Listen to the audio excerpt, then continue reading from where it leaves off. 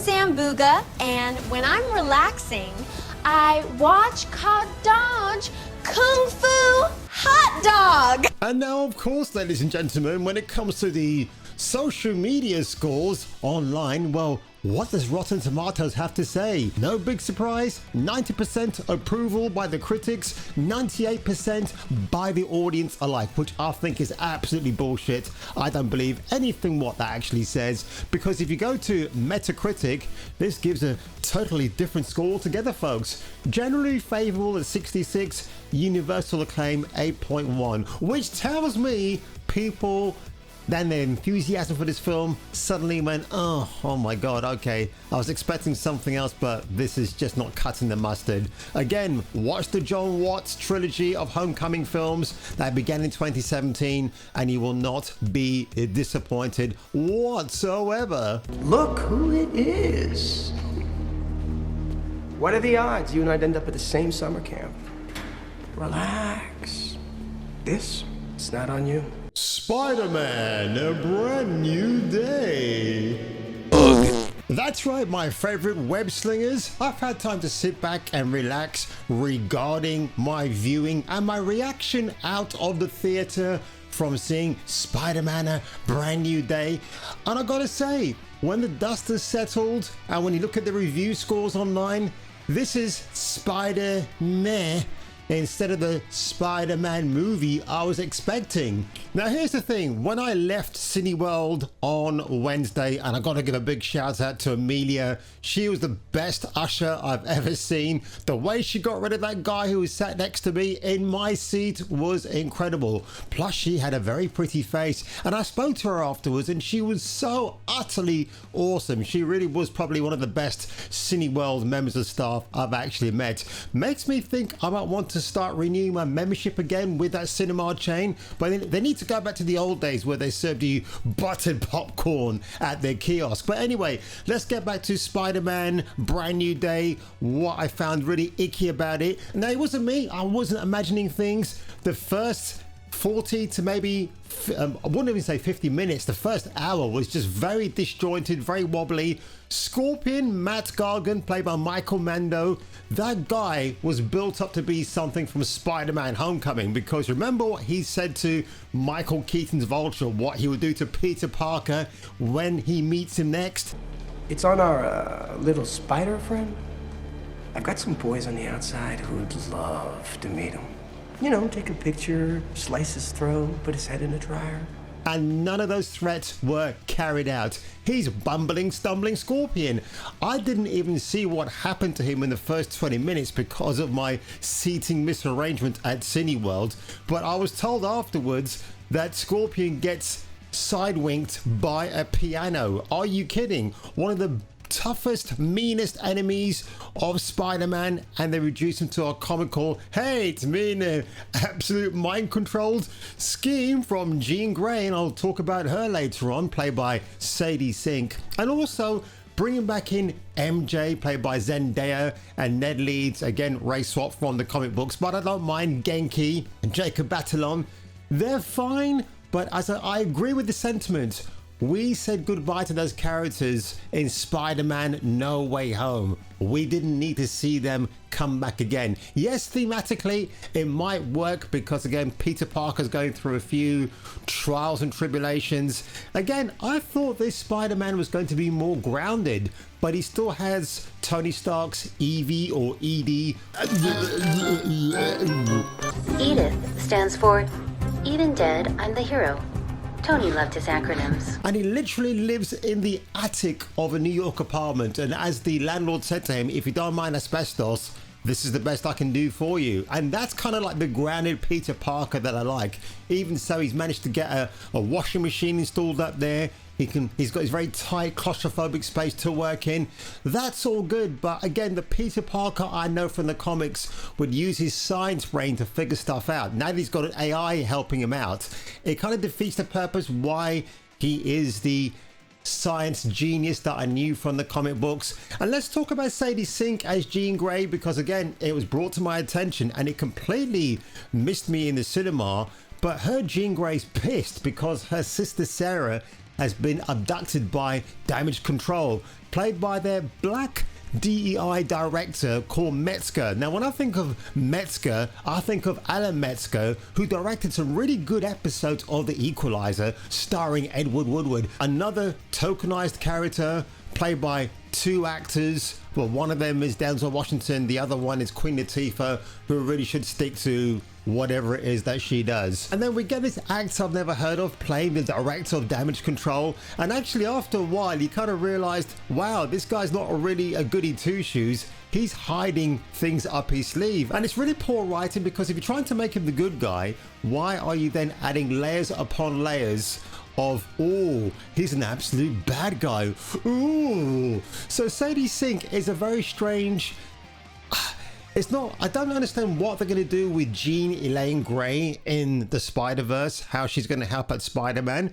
Yeah, it's fine they brought her here, I suppose. I wasn't really blown away. There's actually something that happens halfway in the film. This film, by the way, far too long for a Spider-Man film, where Zendaya, under the spell of Jean Grey, tells Peter Parker that she remembers who he is. She's like, oh my God, Peter, you're my one and only true love. What they could have done here, folks, is do a switch and bait, because we're being told, yeah, Sadie Sink is playing Jean Grey, but in that scene, they could have actually do her as a reveal as, hi Peter, I'm the true MJ, Mary Jane. Because honestly, when I see Sadie Sink, I see young Mary Jane. That's what they should have done with, not cast her as one of the most powerful mutants in the X-Men universe. And of course, mutant is a word you do not hear mentioned at all in the Spider-Man film. Again, produced by Amy Pascal, PGA. John Bernthal as the Punisher, yeah, not buying it. I'm not going to talk too much about his role in this film. Yeah, he has teamed up with Spider-Man in the comics before, but they are like chalk and cheese. They shouldn't mix, but for some reason, due to the undeniable chemistry between Holland and John Bernthal, Mr. Jewboy himself, I guess we can let that pass almost. But again, you've got the Punisher unloading bullets on the Hulk. They don't do a single thing to the man, so why on earth would you do that? This version of the Punisher is now PG Frank 13 Punisher. Oh my God, he's not gonna hurt you, but he's gonna rescue your cat from the tree. It makes no sense that he's here. So the sort of main threadline beat of this story is that Peter Parker is trying to come to terms with his arachnid powers, how he's evolving into a spider where he now shoots organic webs. Here's the thing, they've missed a really big trick here, because he invents this inhibitor device to control the spider DNA within his system to suppress it so he doesn't become overpowerful.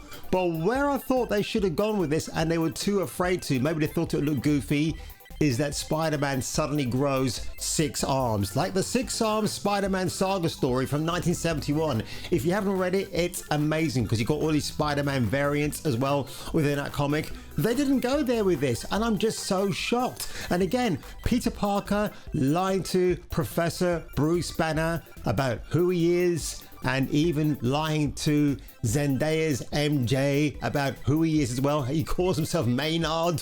I mean, the only Maynard I know is Selwyn Froggatt, Bill Maynard, back in the day. First sound, and I'm awake, ready for danger, you know what I mean? It's my reflexes, like, it comes after spending months behind enemy lines. Any cream? No. Oh, can I mention Yelena Belova? I know she sounds like a black man now when I speak in a ridiculous Russian faux accent, but there's this really weird, awkward scene somewhere in the first 20 minutes where Yelena has summoned Spidey to meet her in her office, which is a Turkish bath, and she's in the water submerged up to her neck so we can't see her boobies. And what does she instruct Spider Boy to do? To take off his clothes and then join her in the conversation, because she has to make sure he's not wearing any bugs. Why would Spider-Man be wearing bugs when he's talking to somebody like Yelena Belova? I like to call her Elena Bendover, and in this case they probably should have had a shot of her doing just that. And again, it was just unnecessary. I had like a couple of teenagers, even young people, sat next to me, and you can tell they were feeling a little bit uncomfortable, like, what's this half-naked woman doing in the water, mummy? Yelena is just a big bag of nothing. As she likes to say, we're talking about small potatoes and big potatoes. It's a very strange line of dialogue that they'll give her to use. And like when you hear Florence Pugh in that Russian accent, ah, spider comrade, take a seat, take off your clothes. Oh, you don't take the mask off? Why not? I know, that's the most appalling Russian accent I can think of. So I've got to give Florence Pugh some credit there. She actually knows how to do the Russian accent with a very good voice coach. That was funny. Thank you. We needed that. I wouldn't recommend it, honestly. Far too long for a Spider-Man film. You could take out half an hour. You could take out Yelena, bend over, and you might have a slightly better movie. And remove some of the DEI casting that you can tell is there on purpose. It really took me out of the story. Like Spider-Man talking to a black or Latina policewoman in the beginning, I didn't really like it because he can do stuff by himself, and then later on when he's walking through Scotland, New York City, which is actually Glasgow doubling for New York City, where he encounters, I swear it was Marcus Rashford from Manchester United walking up to him, telling him, oh, I know who you are, Peter Parker, because again, the mind control shit that is Jean Grey. And by the way, there's a scene between Jean Grey and her sister Sarah where they film in Central Park. It's actually Battersea Park, not far from where I live. I just thought, are you kidding me, bro? The one time I might have shook hands with Sadie Sink and I didn't know anything about it at all. Teenage Mutant Jean Grey using people, even getting some people killed in a family PG-13 movie. Who on earth decided that Jean Grey should be a killer at such a young age? Let's pretend here if I walked into a store and bought some jeans, gray for instance. And what about them? What a great answer. And in fact, yeah, you might argue her beloved sister, her twin sister, is abducted by damage control.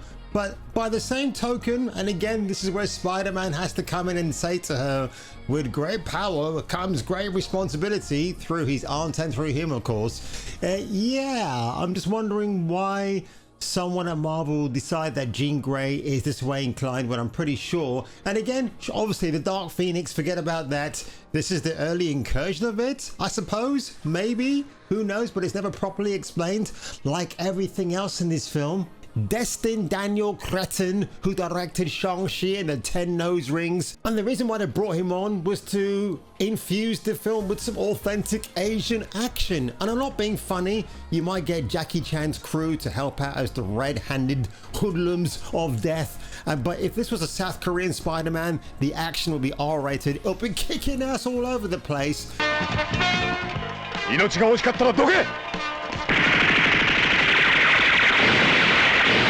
But instead we get a watered down version of what Spider-Man is at the moment. And I gotta say, the last 20 minutes of this film, pretty cool, but why did it take a diverse kid on the shoulders of his mum or dad to look at Peter Parker leaving the hospital and saying, yay, Spider-Man, I know who you are, bitch. That's how it felt like to me. And on that one, folks, if I were you and if you were me, I will catch you catching me for the return of the next video. Next time on Kung Fu Hot Dog.